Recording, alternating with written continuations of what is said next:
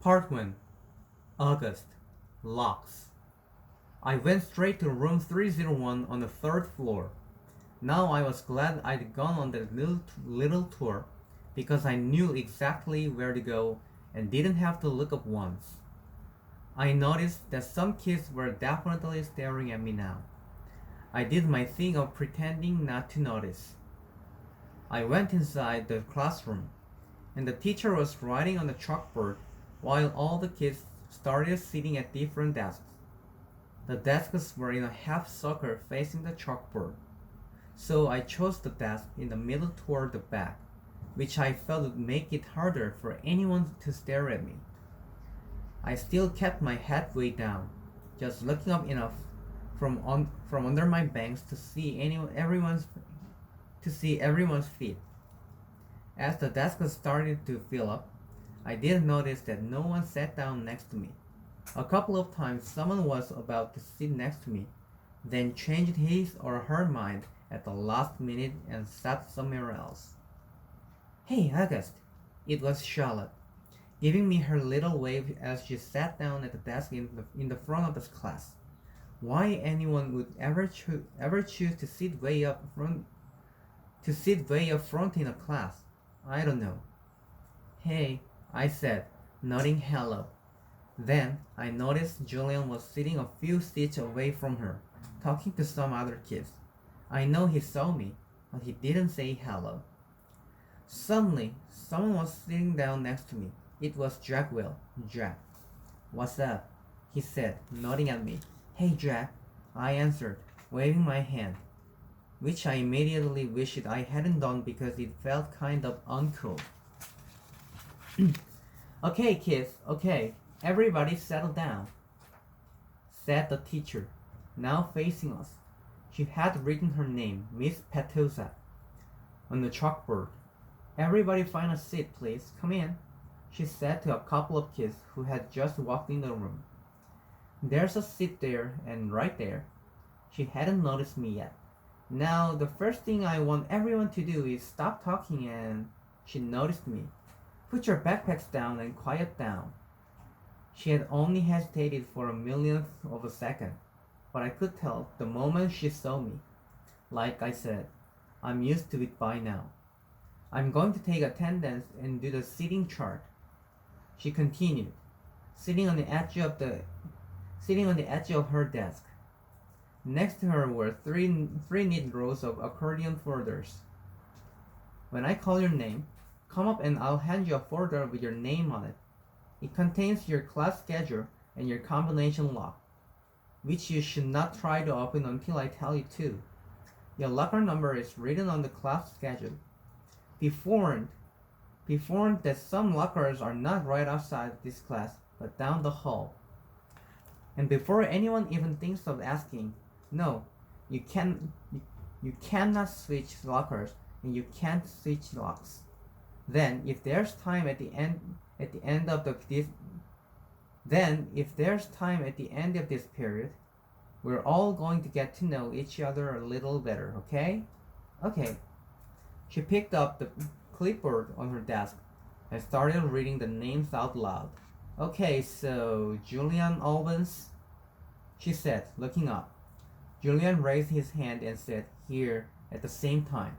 Hi, Julian, she said, making a note on her seating chart.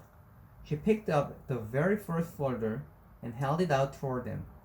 Come pick it up, she said, kind of no nonsense. He got up and took him from her. Cinema Chin. She handed the folder to each kid as she read off the names. As she went down the list, I noticed that the seat next to me was the only one still empty, even though there were two kids sitting at one desk just a few seats away. When she called the name of one of them, a big kid named Henry Joplin, who already looked like a teenager, she said, Henry, there's an empty desk right over there. Why don't you take a seat, okay? Why don't you take that seat, okay? She handed him his folder and pointed to the desk next to mine. Although I didn't look at him directly, I could tell Henry did not want to move next to me. Just by the way, he dragged his backpack on the floor as he came over, like he was moving in slow motion. Then he plopped his backpack up really high on the right side of the desk, so it was kind of like a wall between his desk and mine. Maya Markovich, Miss Petosa was saying. Here, said a girl about 4 desks down from me. Miles Norrie, here, said the kid that had been sitting with Henley Joplin. As he walked back to his desk, I saw him shoot Henley a pull you look. August Pullman, said Miss Petosa. Here, I said quietly, raising my hand a bit. Hi, August, she said, smiling at me very nicely when I went up to get my folder. I kind of felt someone's eyes burning into my back for the few seconds I stood in the front of the class, and everybody looked down when I walked back to my desk.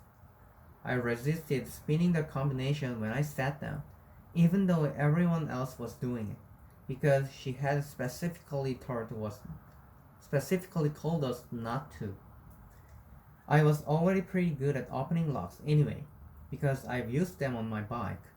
Henry kept trying to open his lock, but couldn't do it. He was getting frustrated and kind of cursing under his breath. Miss Petosa called out the next few names. The last name was Jackwell.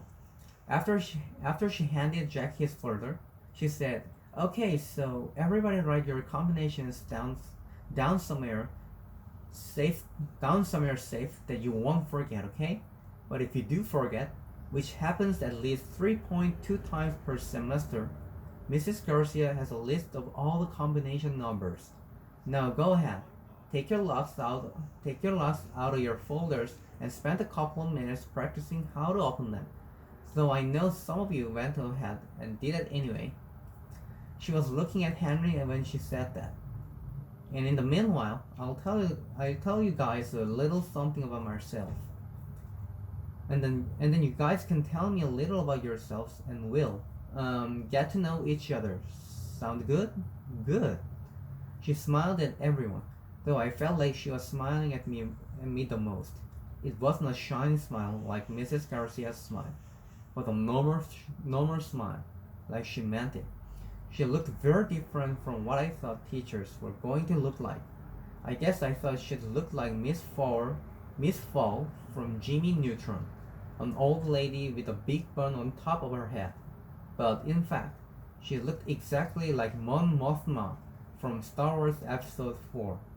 Haircut kind of like a boy's, and a big white shirt kind of like a tunic. She turned around and started writing on the chalkboard. Henry still couldn't get his lock to open, and he was getting more and more frustrated every time someone else popped one open. He got really annoyed when I was able to open mine on the first try. The funny thing is, if he hadn't put the backpack between us, I most definitely would have offered to help him.